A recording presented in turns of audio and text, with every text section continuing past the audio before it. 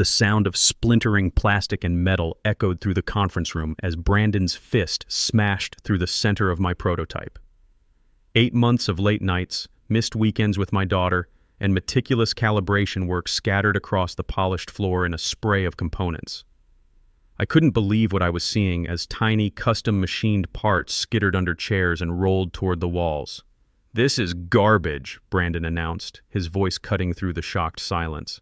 He turned toward the woman seated at the head of the table, instantly shifting into that smooth Harvard MBA charm I'd watched him deploy countless times.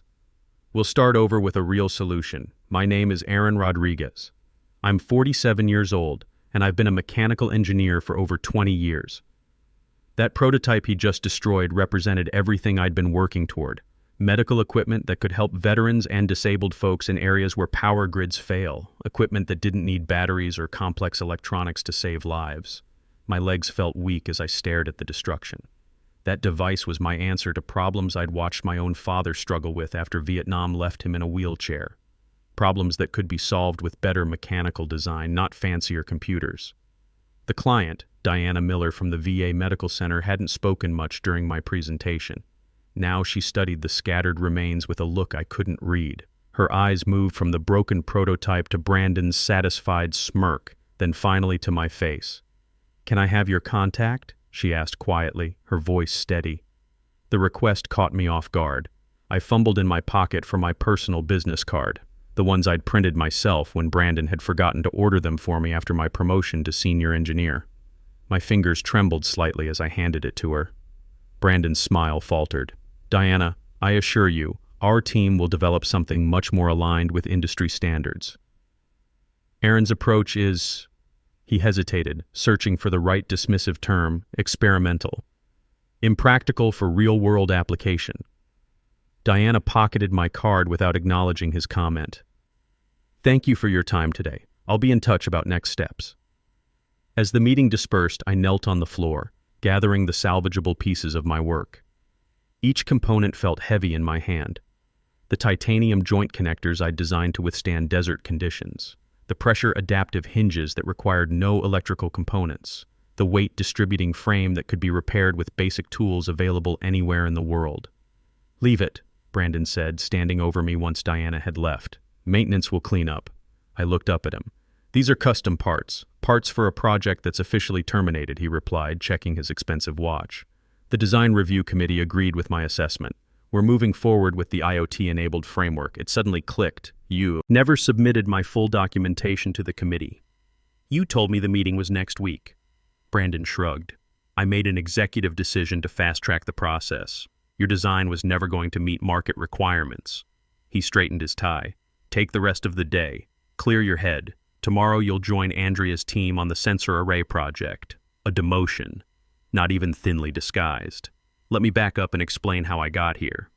I joined Medflow Dynamics here in Phoenix straight out of the Army, attracted by their mission statement about engineering solutions for underserved communities. After my father's struggles with faulty medical equipment during power outages in rural areas, I believed in that purpose completely. For 18 months, my ideas had been systematically sidelined. Brandon had arrived as our new division head, the CEO's son, fresh from Harvard Business School, and immediately established himself as someone who valued flash over function. He preferred solutions that looked impressive in boardroom presentations, sleek, connected, modern. The fact that such devices became useless paperweights without consistent power access was, in his view, a distribution problem, not a design problem. I'm a single dad. My daughter Sarah is 19 and in her sophomore year at Arizona State, which means every month I'm writing checks that make my bank account cry. At 47, I'm also that guy in the office, the one who remembers when we actually built things to last instead of building them to impress investors. The thing about Brandon is he's never actually built anything. His engineering degree came from MIT, but he went straight to business school, never spent time in a workshop, never had grease under his fingernails, never stayed up all night troubleshooting a design that could help real people. To him, engineering is just another business unit to optimize. But I've been in the trenches. I've seen what happens when a veteran's motorized wheelchair dies in the middle of nowhere because the battery gave out. I've watched my own father struggle with equipment that looked impressive but couldn't handle the reality of daily use. That's what drives me. building things that work when people need them most. Brandon never understood that. To him, my mechanical approach was old-fashioned. He wanted everything connected to the cloud, sending data streams, generating analytics reports. Never mind that half the places our equipment needed to work didn't have reliable internet, let alone the infrastructure to support his smart devices. The irony is that my father would have laughed at Brandon's approach. Dad was a marine mechanic in Vietnam. He knew that the best equipment was simple, reliable, and fixable with whatever tools you could find. Complexity was the enemy of functionality. But try explaining that to someone whose idea of hands-on experience is adjusting his ergonomic standing desk. 3 days after that disaster of a meeting, my personal cell phone rang with an unknown number. Aaron Rodriguez speaking. This is Diana Miller. My pulse quickened. I'm not sure how much I can share outside company channels. I understand your position, she replied, but I believe your approach has significant potential. Would you be willing to meet to discuss concepts only? We arranged to meet at a small workshop space near the industrial district. I brought only my sketchbook, nothing proprietary, nothing that would violate my employment contract, just concepts I could draw freehand. When Diana arrived, she introduced herself properly.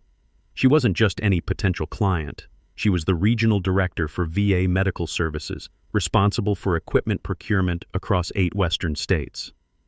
Your approach solves problems we've struggled with for years, she said, examining my sketches. Battery dependency makes our devices useless in many rural areas. Even when we provide backup power systems, they're often repurposed for more immediate community needs. I felt vindicated but frustrated. I can't develop this properly without access to company resources. Use our workshop, she interrupted, gesturing to the space around us. I'm hosting the Regional Medical Technology Conference next month. Every major manufacturer and distributor will attend. I want you to demonstrate what's possible. Brandon will be there, I said.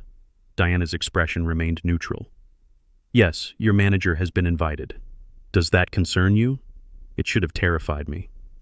But staring at the opportunity before me, the chance to finally demonstrate what I knew was possible, something shifted inside me, a determination I hadn't felt in years.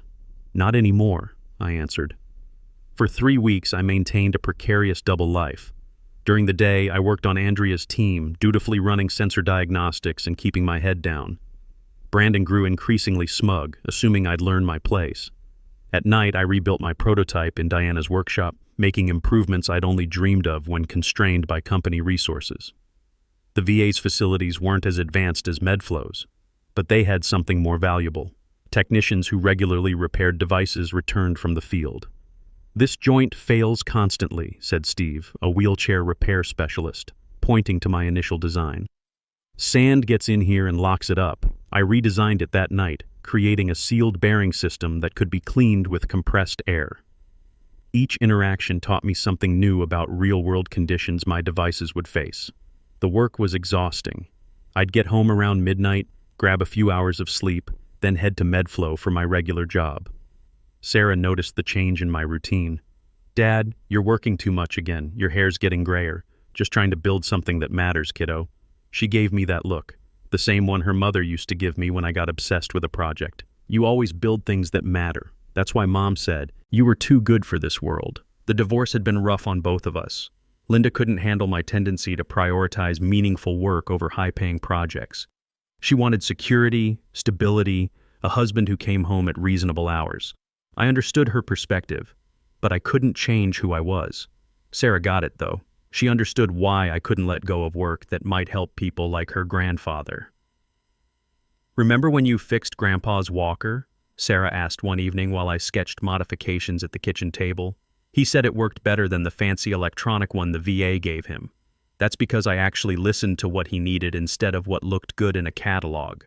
Maybe other people need to hear that story. Sarah was right. This wasn't just about proving Brandon wrong or advancing my career. This was about continuing my father's legacy in a way. He'd spent his life maintaining equipment that kept Marines alive. Now I had a chance to build equipment that could keep veterans independent.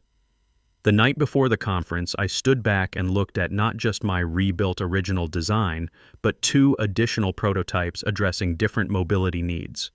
All functioning without electrical power, all repairable with basic tools. all manufacturable at 40% lower cost than standard devices. The main unit was a mobility walker that could navigate rough terrain without motors. The frame adjusted for users of different heights through a simple mechanical system. Most importantly, every component could be repaired by the user with tools available at any hardware store. No specialized technicians required. No replacement parts that took weeks to order. The second prototype was a transfer board system that helped people move from wheelchairs to beds or cars. Traditional versions were static and often uncomfortable. Mine used a mechanical weight distribution system that adapted to the user's movements, reducing strain and improving safety. The third was a standing frame for rehabilitation therapy. Most electronic versions cost $15,000 and required constant calibration. Mine achieved the same therapeutic goals for $4,000 using mechanical principles that had worked for decades. "Are you ready for tomorrow?" Diana asked, stopping by for a final check. I ran my hand along the main mobility device. "I've been ready for 20 years. I just needed someone to see it." Diana smiled. "You know, when I first started working with veterans, I thought the solution to their mobility challenges was always more technology, smarter devices, better sensors, more connectivity. But after visiting hundreds of rural communities and talking to thousands of veterans, I learned something important." She paused, examining one of my prototypes. "The best technology isn't the most advanced. It's the most reliable. It's the device that works when everything else fails. That's what you've built here." Her words hit me harder than I expected. For 18 months, I'd been made to feel like my approach was outdated, irrelevant, a relic of an older way of thinking. But Diana understood what I was trying to accomplish. The day of the conference arrived with a dust storm that matched my nerves. Wind whipped against windows as I transported my prototypes to the exhibition hall, each covered under protective tarps. I'd called in sick to work, sending a brief message to Andrea that I had food poisoning. By noon, my display was ready, but concealed behind partition walls that Diana had arranged. My work would remain hidden until my scheduled demonstration. I peeked through a gap in the partitions as attendees began filling the hall. Industry leaders, government representatives, and medical professionals from across the region mingled between elaborate company displays. The anxiety that had been building for weeks threatened to overwhelm me. Through the crowd, I spotted Brandon arriving with MedFlow's delegation. He moved confidently between groups, shaking hands and laughing about quarterly projections. He had no idea I was here, no idea what was coming. At precisely 2:30, Diana stepped onto the small stage at the center of the hall. The crowd quieted as she welcomed everyone to the VA's annual technology conference. "Today is about innovation that serves real needs," she said. "Not technology for its own sake, but solutions that work in every context, from urban centers to remote reservations." Her eyes found mine across the room. "Our first demonstration embodies that philosophy. Please welcome mechanical engineer Aaron Rodriguez." The partition walls were pulled back as I stepped forward.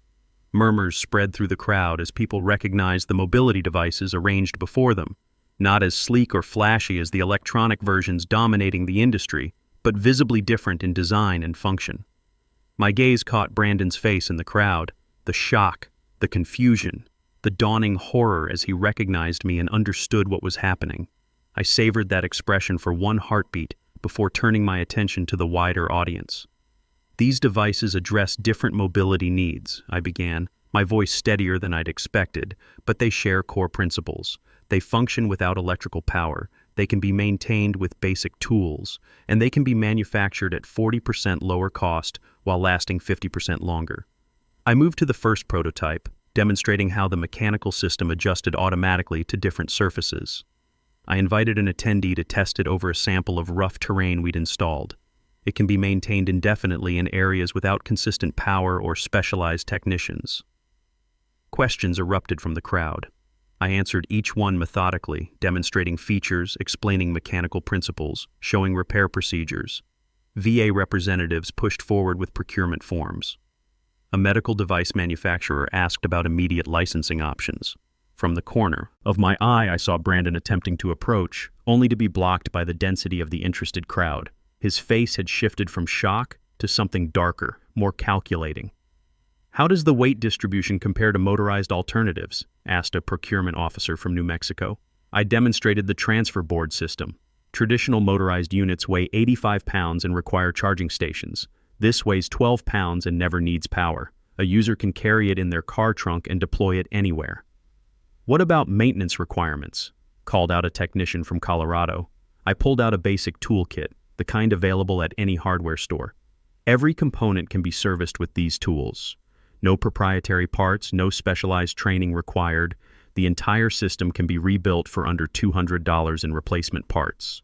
The crowd pressed closer, examining connection points, testing adjustment mechanisms, asking about manufacturing scalability. I fielded questions about materials science, load calculations, and distribution logistics. This was the kind of technical discussion I'd been craving for months. People who understood that elegance came from simplicity, not complexity. A woman from the Phoenix, VA raised her hand. We serve a large Native American population in remote areas. Power infrastructure is inconsistent. How would these devices perform in extreme temperature variations? The titanium alloy components are rated for 40 to 140 degrees Fahrenheit, I replied. We've tested them in desert conditions and mountain environments. The bearing systems are sealed against dust and moisture. What about cost projections for bulk procurement? I had prepared for this question. Based on current material costs and simplified manufacturing processes, we're looking at 60% of the price point for equivalent electronic systems, with volume discounts potentially lower. As my demonstration concluded, applause rippled through the audience. People surged forward, eager to examine the prototypes more closely, to discuss potential applications. I noticed several people from my own company watching with expressions ranging from confusion to admiration. None dared approach while Brandon lingered at the periphery, his face growing darker by the minute. A government contracting officer from the Department of Veterans Affairs approached with a folder. Mr. Rodriguez, we'd like to discuss immediate pilot program opportunities. These designs address critical gaps in our current equipment inventory. We're particularly interested in the rehabilitation applications, added a physical therapist from the Phoenix, VA. Our current standing frames have a 40% failure rate within the first year. Your mechanical approach could revolutionize therapy accessibility. As the crowd finally thinned, Diana approached with an older man I instantly recognized, Roger Bennett, the semi-retired founder of Medflow Dynamics. My heart skipped. I hadn't seen him in person since my initial job interview 15 years ago. Fascinating approach, he said, running his hand along the frame of my primary prototype. Especially strange since your manager claimed these mechanical concepts were thoroughly explored and abandoned as impractical. My stomach dropped. He what? He's been dismissing your work across the industry, Diana explained matter-of-factly, claiming these designs were his early concepts that proved unfeasible during development testing. When did he say this? I asked. Last month at the Healthcare Innovation Summit in Denver, Roger replied. He gave a presentation on why Medflow had pivoted entirely to IoT solutions. Your mechanical approach was specifically cited as a failed experimental pathway. Roger's expression hardened as he studied my face. I built this company to solve problems, not protect careers. I've maintained my board position. He handed me his card. We should discuss your future, with or without your current management. As they moved away, allowing other interested parties to approach, I caught sight of Brandon pushing through the crowd toward me. His earlier confidence had evaporated, replaced by something closer to panic. Aaron, he called out, his voice tight. We need to talk. Now. I turned to face him, feeling calmer than I had in months. I'm busy with potential customers, Brandon. You understand how important customer relationships are, right? His jaw clenched. This is a serious breach of protocol. You've violated confidentiality agreements, used proprietary company time for unauthorized projects. Actually, interrupted a voice behind him, everything Mr. Rodriguez demonstrated was built using VA resources and pre-employment intellectual property. Diana had returned, flanked by Roger Bennett and what appeared to be a legal representative. We've reviewed the documentation thoroughly, she continued. These designs predate his employment with Medflow and were developed entirely outside company resources. Brandon's face went pale as the implications sank in. That evening I returned to my apartment, physically and emotionally drained, but somehow lighter than I'd felt in months. Sarah was home from college for the weekend, and she took one look at me and said, "Dad, you look like you just ran a marathon, but also like you won something."